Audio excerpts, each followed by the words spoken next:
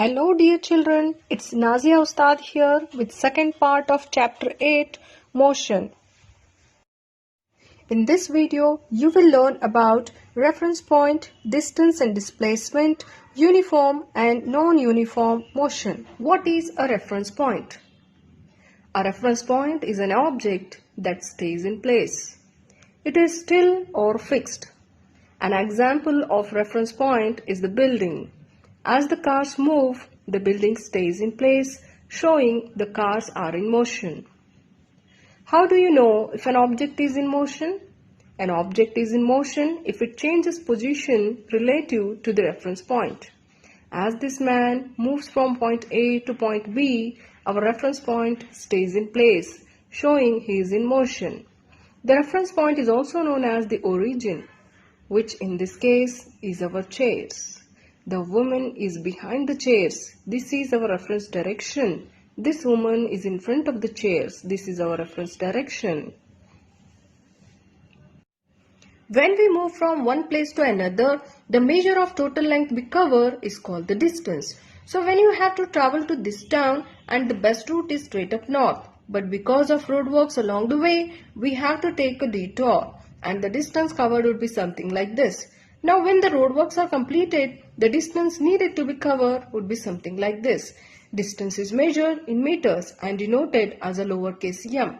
The distance between these two towns is about 20,000 meters, but because of the detour, you have to cover the distance of 50,000 meters.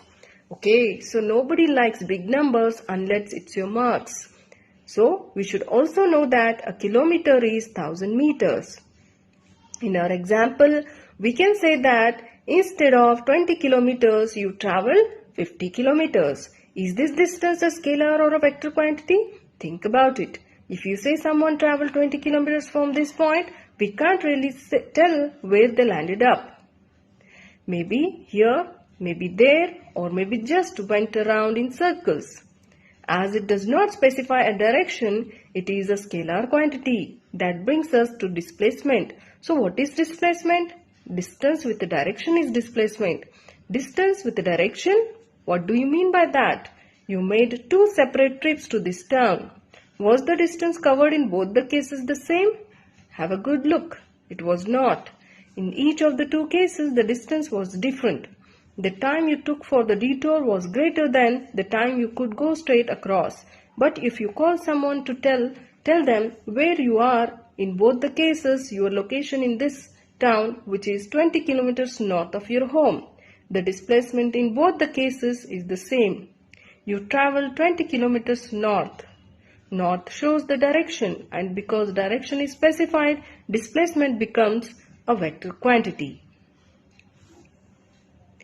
Now let's look at this example where a mother asks her son to quietly stay where he is while she takes a quick nap. So now the child runs back and forth many a times and returns to the original spot before the mother wakes up. Mother wakes up and she sees the child in the same spot and asks, as she has not observed that what happened in the last few minutes. She assumes the child has not moved. The child, being the future expert in the physics, has in fact disobeyed her instructions and covered lots of distance. But at the same time, he can argue that he'd follow his mother's instructions. Lots of distance covered, but zero displacement. If the distance traveled is a straight line, the displacement will be the same magnitude as the distance, but with the direction provided as well. In most cases in our day-to-day lives, the distance covered is greater than the displacement seen. Running errands and the traveling back and forth between places cause the amount of distance to build up. Though you may not end up very far from home, if you have really understood the difference between distance and displacement, you should be able to answer the next question. When a passenger travels by taxi, is he charged based on the distance or displacement? Taxi charge passengers based on distance. If you go to the neighboring town and return in the same taxi, the taximeter shows you the charge for the entire round trip. Uniform and non-uniform motion. A body is said to be in uniform motion if it travels equal distances in equal intervals of time. A body is said to have non-uniform motion if it travels unequal distances in equal intervals of time. For example, consider a car moves from one position to another position about 16 meters distance within time t, 8 seconds.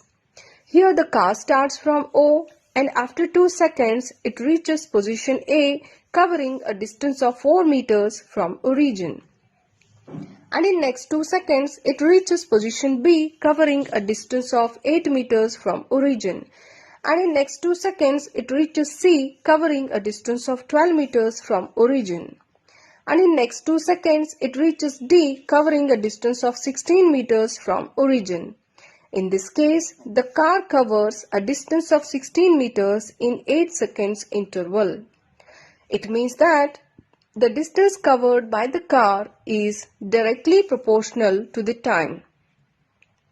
From this illustration, we can conclude that the car travels equal distances in equal intervals of time.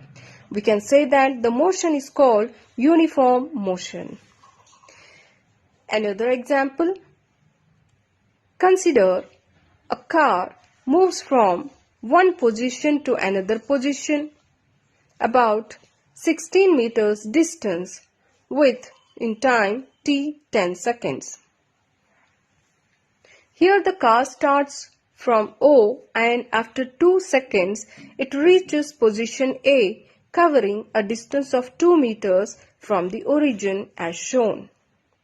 In next 2 seconds it reaches position B covering a distance of 8 meters from origin.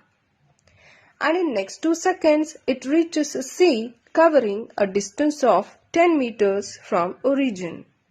And in next 2 seconds it reaches D covering a distance of 16 meters from origin. In this case, the car covers a distance of 16 meters in each 2 seconds interval.